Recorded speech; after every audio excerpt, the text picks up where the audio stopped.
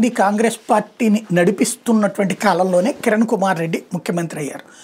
జగన్ని ముఖ్యమంత్రిని కానీయకుండా అడ్డుపట్టడం కోసం రోసయ్య తర్వాత కిరణ్ కుమార్ రెడ్డిని తీసుకొచ్చింది ఆ రోజున అధినాయకత్వం. ఆయన సుదీర్ఘకాలం పాటు అనే కంటే కూడా తన టెన్యూర్ కంప్లీట్గా పూర్తి చేసుకున్నారు. ఆయన హయాంలోనే రాష్ట్ర విభజన జరిగింది. ఇప్పుడు భారతీయ జనతా పార్టీ తరఫున ఉన్నారు ఆయన. రాహుల్ గాంధీ తాజా ఏదైతే ఓట్ చోర్ యాజిటేషన్స్ మీదన ఆయన 2 సెటైర్లు వేశారు. ఒకటి ప్రధానమైనటువంటి మనకి బుర్ర లేనప్పుడు ఉన్నటువంటి వాళ్ళని పక్కన పెట్టుకోవాలి, ఇది ఒక ఆస్పెక్ట్. రెండోది వచ్చేటప్పటికి రాహుల్ గాంధీ ఆరోపించినట్టు 2024 ఎన్నికల్లో రిగ్గింగ్ జరిగితే బీజేపీ 400 పైగా సీట్లు రావాలి, కానీ 240 సీట్లు ఎట్లా వస్తాయి, ఇది కీలకమైంది. నేను మొట్టమొదటి ప్రస్తావించినటువంటి అంశం.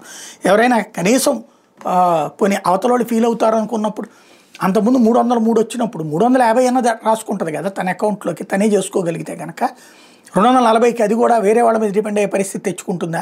కామన్ సెన్స్తో ఆలోచిస్తాయి. కాకపోతే ఇప్పుడు కామన్ సెన్స్తో ఆలోచిస్తున్నారు.